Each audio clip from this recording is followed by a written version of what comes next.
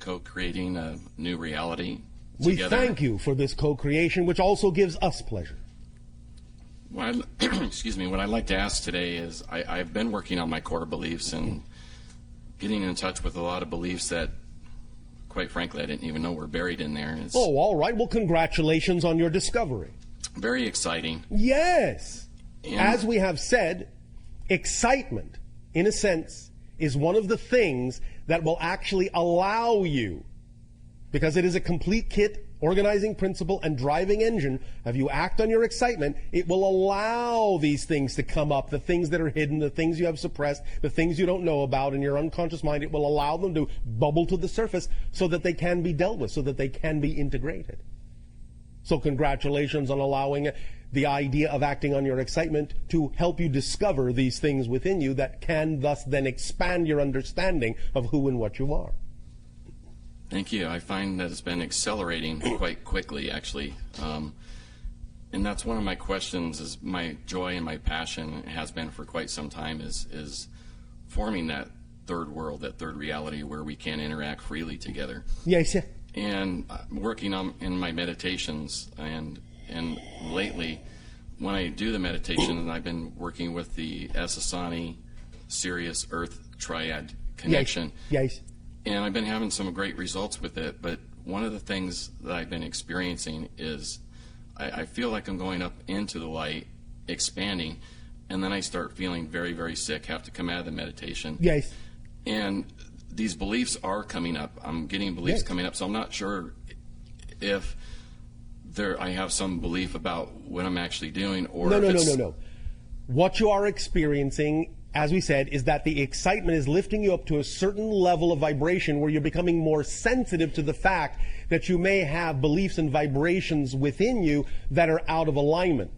And thus then you go back and you deal with them and integrate them so that you can then go higher. So that's simply your self-governing mechanism. As you become more heightened and more sensitive to those things, in a sense, they will feel more disorienting. They will feel more unlike you. They don't have to, but they can make you, in a sense, feel nauseous because you recognize more clearly that they are really not part of the vibration of your preference. So you must then, when you discover that, when you have that experience, deal with them. But that's all that's happening, is you're becoming more and more sensitive to the beliefs and the vibrations that are corresponding to those beliefs. You're becoming more sensitive to vibrations that are out of alignment with your true self as you heighten your frequency. Make sense? It does make sense. So as I work through these and change the definitions of the beliefs that I have, this feeling, this nauseous feeling, will go away. Yes. Okay.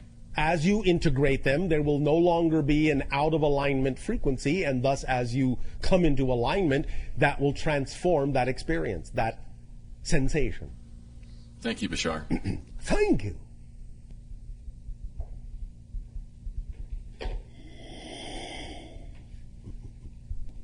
Hello, Bashar. And you, good day.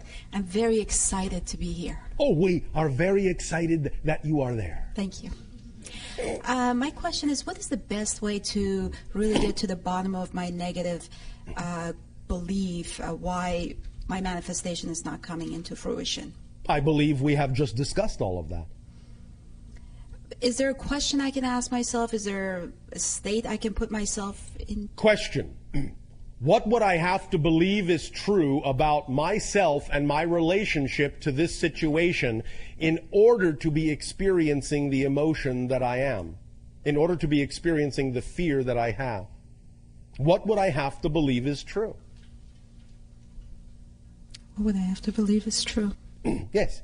Anytime you give yourself the opportunity to examine what your relationship actually is to the circumstance and situation and people in your life, and ask yourself the question in that way, and then be quiet and listen, you will eventually get an answer as to what the belief is that you would have to believe is true in order to be having the experience you are having. Okay. You see? Yes. Does that help you? Absolutely. May I ask one more question regarding what you were discussing? Yes. You were talking about step 1, intention, focus, concentration. Yes. After that, absolutely letting go and Yes. surrender. Yes. And where does the action that you talk about come in? Is that step 3? The idea is behaving as if. This, in that sense, goes hand in hand to some degree with surrender, because if you know for a fact that what you have focused on, what your passion represents, is your true reality, then from that moment forward in your surrender, you simply behave as if it is already real. You don't question it. You don't second guess it. You stay in the state of being that says, this is who I really am. This is really my reality. Now, do you understand? Yes. This doesn't mean that you contradict other beliefs you may still be holding on to. If you have contradictory beliefs, you have to go through the process of finding out what those are and clearing them out by integrating them. But if you understand truly that what you focused on is really representative of your highest passion and then let it go, letting go still means you take the actions that, in a sense, demonstrate to your higher self, that show through behavior your higher self, that you actually know it is doing its job and that you can behave as if that reality is already real. And that's where the action comes in, to allow the invisible to become visible. Because as we said, you have to be, in thought, word, and deed, the vibration of that reality, or you won't be able to perceive it. Got it. Make sense? Absolutely. Thank you. Thank you.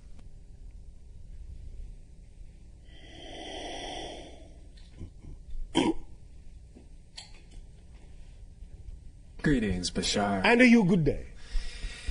My question is, in this whole presentation, you've been referring to the negative and the positive belief, but particularly the negative, almost as a self-aware entity. In the sense that it has an intelligence, it has a bag of tricks, it has an intention, it has. Yes. So, what could you expand on that a little bit? It's your intelligence that it's using. In its sense, it's usurping your intelligence and framing it in a manner that makes it seem like an autonomous entity. That's the nature of its structure. It seems as if you are actually, in a sense, arguing with a true intelligence, when all it's doing is, in a sense, framing your own intelligence to reflect back to you in a particular way. So in a sense, you're arguing with yourself. I see. Does that answer the question? It does, and I'd like to continue. Yes. So the belief itself doesn't have, because, for example, in many mystical traditions, you'll hear about entities that feed on your psychic energy, right? Yes, Is that the same kind of idea? No. Okay. So it's not like the belief, you're saying that the belief itself wants you to believe in it, wants to, why does it? No. The belief is simply taking the form that it takes based on the strongest belief you are buying into, and so in a sense all you're doing is forming your intelligence in a frame of reference that is used to convince yourself of what you say you're buying into. It's simply a mirror, that's all it is. You have simply made the mirror in a form that reflects back to you what you are most strongly buying into, therefore revealing to yourself what the strongest belief is that you actually have. So in a sense, it could actually be a really great tool. Oh, absolutely. It is. It is a great if tool. you use it that way, which is what we are talking about, is how to use it as a tool instead of simply believing that it is something you have to succumb to and have no choice but to recreate. I see. Okay. Make sense? Makes perfect sense. Thank you. Thank you.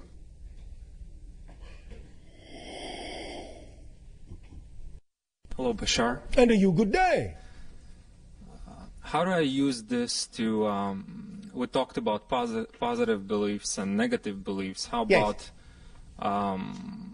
limiting core beliefs that are fundamentally neutral? For example, name a neutral core belief. For example, gravity.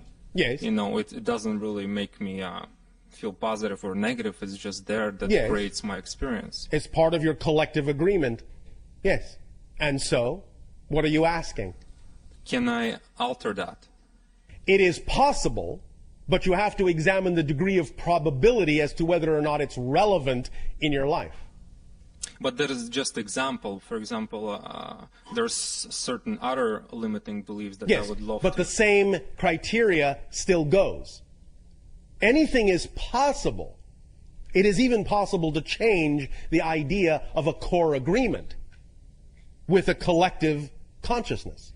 However, the criteria is it relevant to the theme you chose to explore? Is it probable within that theme? Most of those things are not.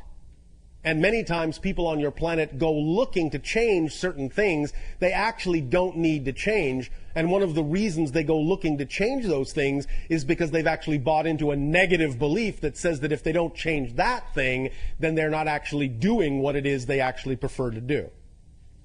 So you have to recognize that what may appear to be a neutral belief may not actually be a neutral belief. It may be a negative belief disguising itself as a neutral idea.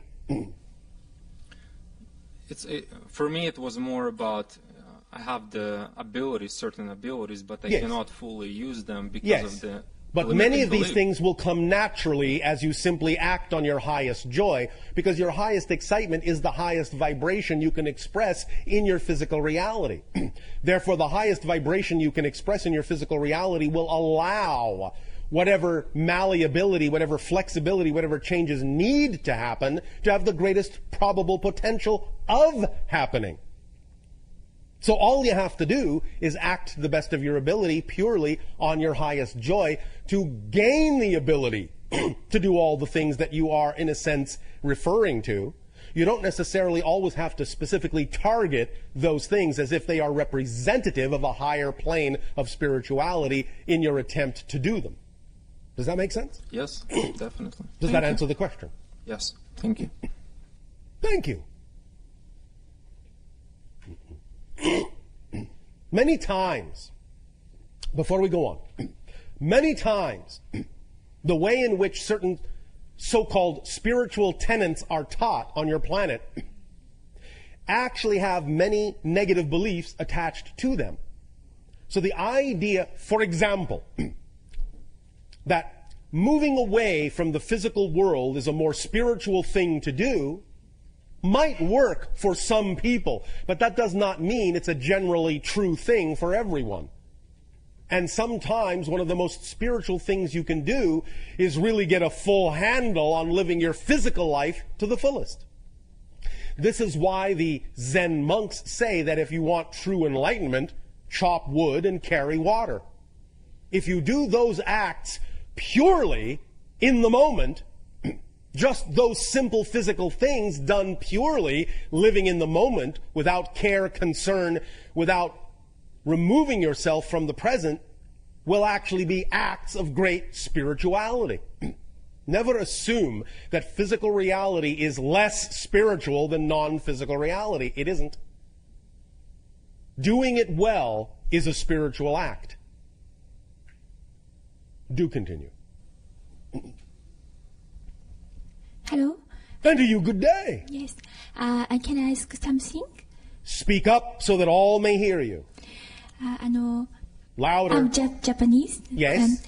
And I did the individual personal session about 15 years ago in Japan. Yes. Do you remember me? We understand your energy. What do you wish to ask? I'm just... Remember that you are not the same person. We are not the same person. This is a new reality. Memory is created in the present. All we need to know of you, we know of you now. Oh, we do not need to remember who you were to know who you are. All right? Yeah. I'm now housewife. Yes. Mm-hmm. And I cannot decide what I don't know what I'm going. I you really don't know want what to, excites you. Just sorry. Yeah. Waku waku ne. Yeah. Yeah. And how can I decide? All right. This is Thank you. Good. Thank you. Arigatou gozaimashita. Understand, once again, when we talk about acting on your excitement, finding your excitement, All you have to do to start that process is keep it simple. Keep it simple.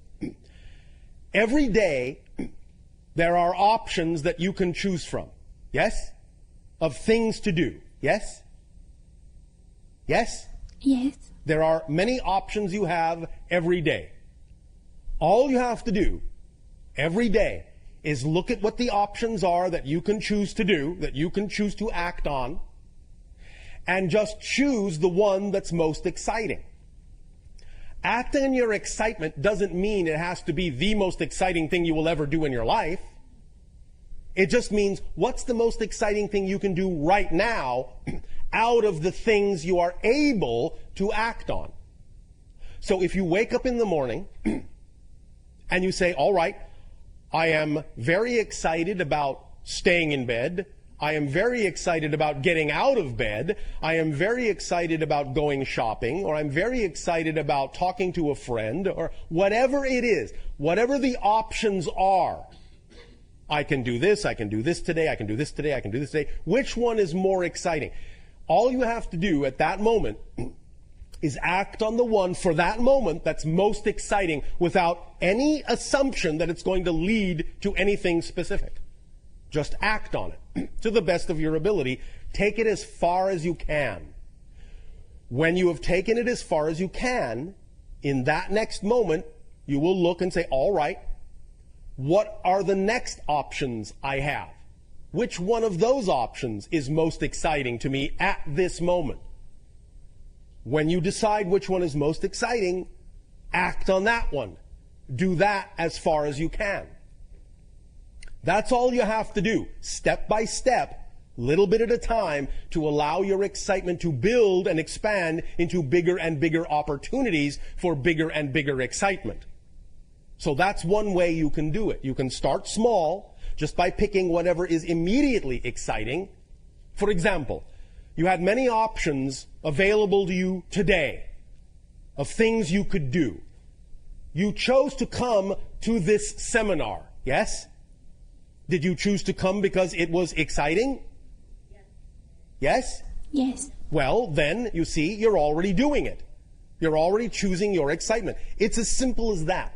It doesn't have to be a big project or a big career idea. It can simply be one choice that you make that is the most exciting choice you can make at that moment out of all the choices that are available.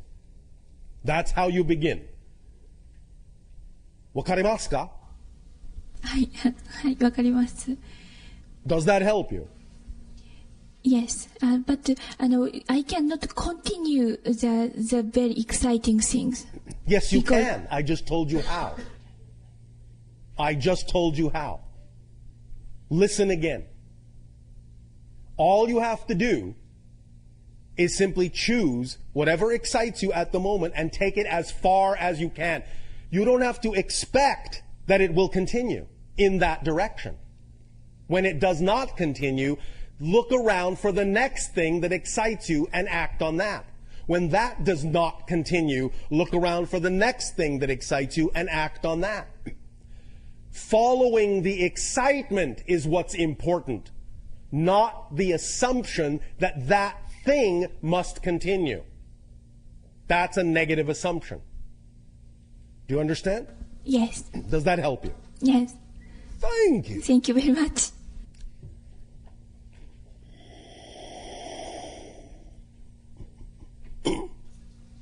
What's up, B? Many things are up. Good. Including our vibration. Vibration, yes. Good. Mine as well. All right, thank you. This question has to do with the idea that before one is even born, when they're being... Speaking linearly now. Yes, conceived inside a female womb, or et cetera, et cetera. Yes. I've heard you explain the idea that that child is actually taking in part some of the beliefs telepathically from their parents. At a certain stage, yes. Is it possible one could even just be, in a linear time sense, born and then out and experiencing the world day one, so to speak, and already have some of the negative beliefs that their parents were raised to bring up? Could they already A be... spirit can choose to crystallize a personality that is representative already to some degree of the template patterns that exist in the parents that were chosen, because they may wish to explore that particular theme, and that's why they chose those parents. So it's all a personal choice. It's not like you can be already predisposed to being stuck somewhere. Well, in a sense, what I'm saying is that any so-called predisposition is the result of a choice made on a certain level. And then you do have to play that out to a certain degree, but you are never stuck.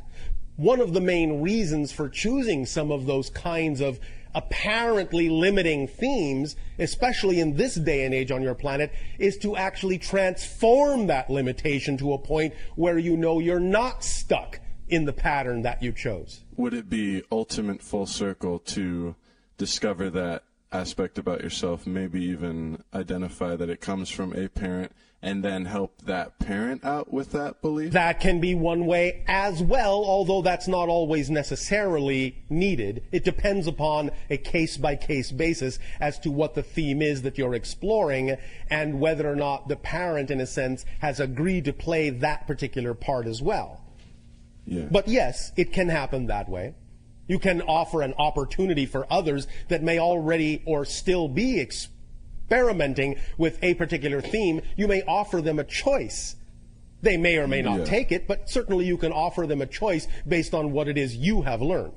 But it has to be all right with you that they don't take it. Yes. Because if it's not, then you actually haven't learned anything.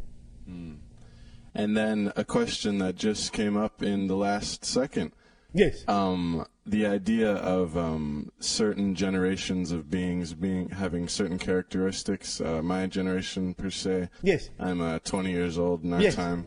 Yes. I'm of the indigo children is an idea we kind of called it. And I We guess, understand the nature of that idea. I've heard that one of the traits is a very stern view about how your parents should act, or about how, Well, really... that's the negative side. The positive side is a clear recognition of what everyone's true core is actually all about and what they could aspire to if offered the opportunity. But the idea of a stern judgment is the negative side of that. Yeah. Because in the true core self, the idea of judgment doesn't work. Otherwise, you are simply keeping yourself in the vibration of judgment and then not aspiring to your own highest vibration. Yes. Allowance is the key. Recognition, yes, but allowance must go hand in hand with the recognition of what others may be capable of obtaining or attaining based on the example you may set or the information you may offer as a gift, but it must be offered as a gift if it is to retain its high vibration, and no expectation must come into it that others must choose the gift you are offering, otherwise you're simply lowering yourself to their level. Make sense? Yes, it does. Why, thank you. Thank you, Bashar. Thank you.